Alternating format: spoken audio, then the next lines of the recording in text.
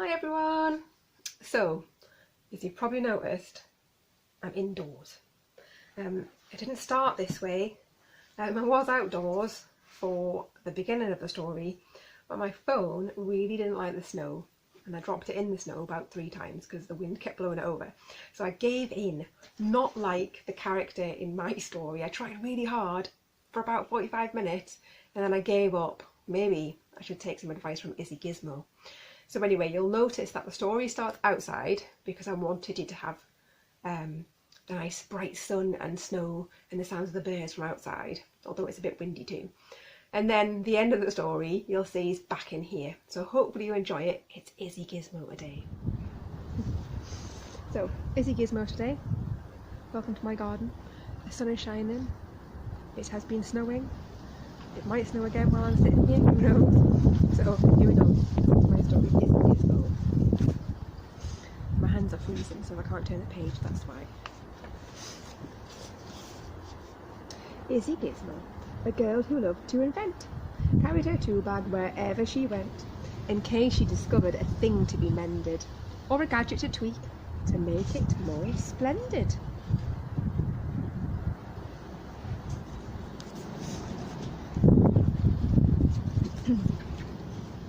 But the trouble with things that have dials and switches is they don't always work. They have certain glitches.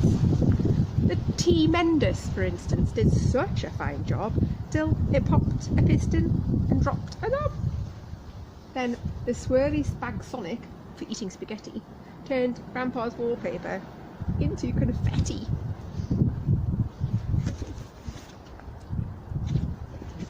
Oh, the Beard-tastic had Grandpa near perfectly styled, till the foam overflowed and the clippers went wild. Well, Isabel, who was so clever and bright, would get rather cross when things didn't go right, and she huffed, "It's a duff, I've had it, I quit." She kicked her invention and called it Twit.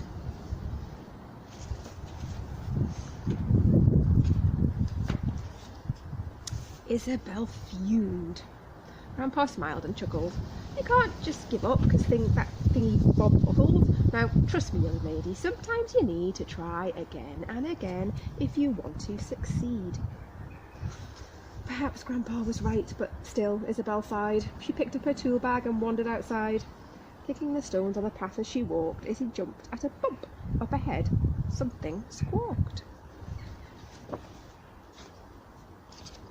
From the clouds, a poor crow had taken a tumble and landed kapoof in a feathery jumble. Izzy ran to the vet's, but the vet shook his head.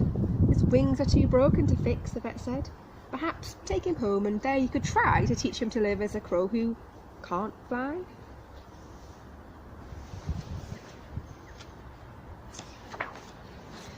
Day after day, Izzy thought she had found something fun for her crow to do on the ground, like digging for worms and racing fat slugs, hopscotch and hoopla, and searching for bugs.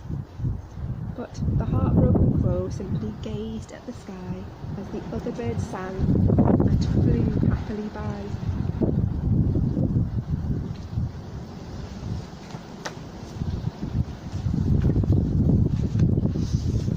One night, with the crow in the folds of her sweater, Izzy sighed, "Oh, I wish I could make him feel better.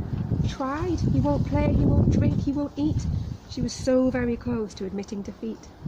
Grandpa said, "Izzy, don't give up on him now. I know you can do it, just work out how." Then Grandpa passed Izzy her gadgety things, and she knew what to do. "I'll invent some new wings." Izzy piled up her books and she started to read. Then she made a long list of the things she would need. She searched for some batteries and old electronics, dismantled the mixer and the swirly Spag Sonic.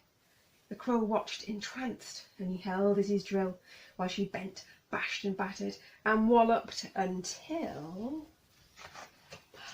Ta-da! Izzy fastened the wings with a strap, but they hummed and they twitched, far too heavy to flap. "Ah!" Izzy yelled, "I'm no good at succeeding." The crow softly cawed, his beady eyes pleading. "What now?" Izzy sighed. "Try again," Grandpa said. "Okay, follow me." And with that, off she sped. Izzy dived in a pond where she borrowed a pump. Then she took from an engine 2 sprockets a sump. Izzy fastened the wings. They were light, they were curvy, but the wings, the wrong shape, turned the crow topsy-turvy.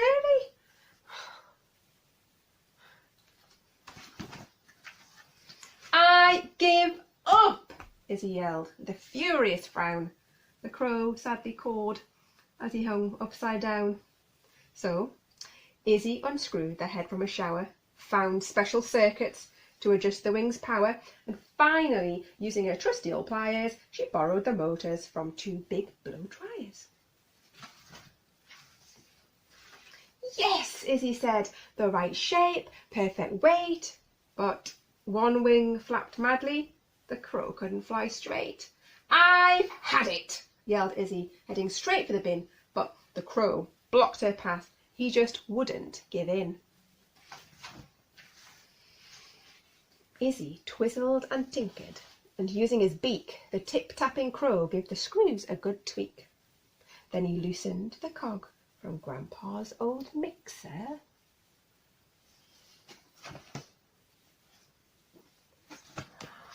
You can fly, Izzy cried. Ah, your name should be Fixer. After 2 loops-a-loops, Fixer came into land and stood happily cawing upon Izzy's hand. You tried very hard, Grandpa said, and succeeded. You kept at it, Izzy. You did what was needed. But don't pack your tools up. The day's not quite ended. A few things around here now need to be mended. Oh, she borrowed all the bits from all those people's things. Now they need them fixed. I think she can do it though, do you? And one last picture of Izzy and Fixer.